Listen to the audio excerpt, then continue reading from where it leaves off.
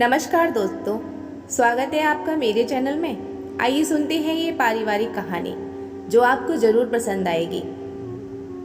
Company Rahul को 6 महीने के लिए विदेश भेज रही थी।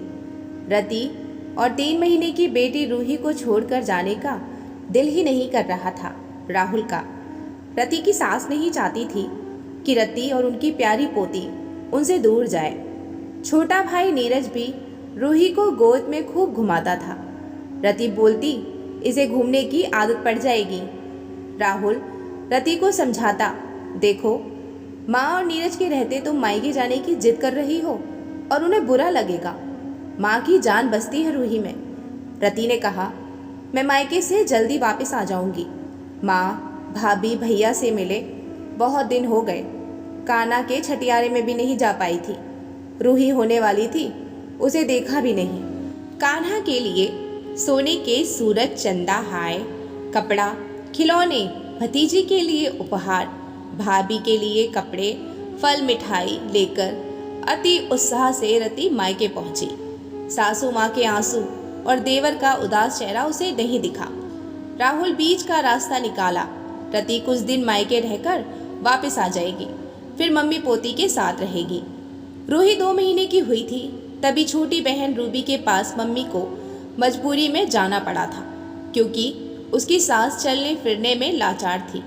जाते जाते बहू और पोती को तेल लगाने वाली, खाना बनाने से बर्तन कपड़ा पोछा झाड़ू करने वाली की व्यवस्था करके गई थी। ड्राई फ्रूट्स में हल्दी जीरा और ना जाने क्या क्या डालकर मसाला बनाया था। जबरदस्ती रति को 1 गिलास दूध के साथ खिलाती थी। जाते जाते राहुल को सख्त हिदायत देकर गई थी, बहू और पोती का ख्याल रखना। रति और रूही को राहुल मायके छोड़ आया। रति मन ही मन 6 महीने रहने की बात सोच कर आई थी। बड़ी भाभी को भी 6 महीने पहले दूसरा बच्चा हुआ था। एक बेटी थी, इस बार बेटा हुआ था। माँ भाभी का कुछ ज़्यादा ही ख्याल रख रही थी। सुबह उठकर अपनी पोती मिनी का लंच बनाती, तैयार करती, फिर बस स्टॉप पर छोड़ जाती। वहाँ से आती तो मुझे आवाज़ लगाती, रति चाय तो पिला। मैं रूही को माँ को देती, तब तक कान्हा भी उठ जाता। माँ कान्हा की मालिश करती, फिर भाभी को दूध पिलाने के लिए पकड़ा किचन में चली जाती। भाभी को गरम गरम दूध, सूखे मेवे, मल्टीग्रेन बिस्किट देती, खा लो बहू, नाश्ता बनने में समय लगेगा। मैं खुद रूही की मालिश करती, नहलाती। मैंने एक दिन मुंह खोलकर माँ से कहा, माँ रूही की मालिश भी कर दिया करो। माँ बोली, बेटा तेरे जिम्मे तो कोई काम नहीं है रूही को संभालने के सिवा। बहू अभी कमज़ोर है, ऑपरेशन से कान्हा का जन्म हुआ है, इसलिए अभी पूरा काम मैं नहीं करने देती। तुम भी दूध लेकर पी लिया करो। मैं कितना करूँगी। रात में माँ रोज़ घुटने में मुझसे मूव या दर्द की दवा लगवाती। एक दिन मीनू के स्कूल जाने का समय कान्हा उठकर रोने लगा। भाभी ने कहा, माँ मालिश कर दीजिए, लगता है इसी के लिए रो रहा है। माँ बोली, रति तुम मीनू को बस स्टॉप छोड़ दो, रूही अभी सो रही है। मैं छोड़कर वापस आई तो रूही बेतहासा रो रही थी। माँ कान्हा को लिए दूर से ही चुप हो जा कहे जा रही थी। मैंने रूही को गोद में उठाया, सीने से लगाया। माँ रूही इतना रो रही है और तुम कान्हा को लिटा देती, रूही को गोद में उठा लेती तो क्या हो जाता। माँ बोली, कान्हा उसको रोता देखकर डर गया था, लेटाती तो रोने लगता। तेरी भाभी बाथरूम में थी। धीरे धीरे मुझे एहसास हो रहा था मैंने यहाँ आकर बहुत बड़ी गलती कर दी।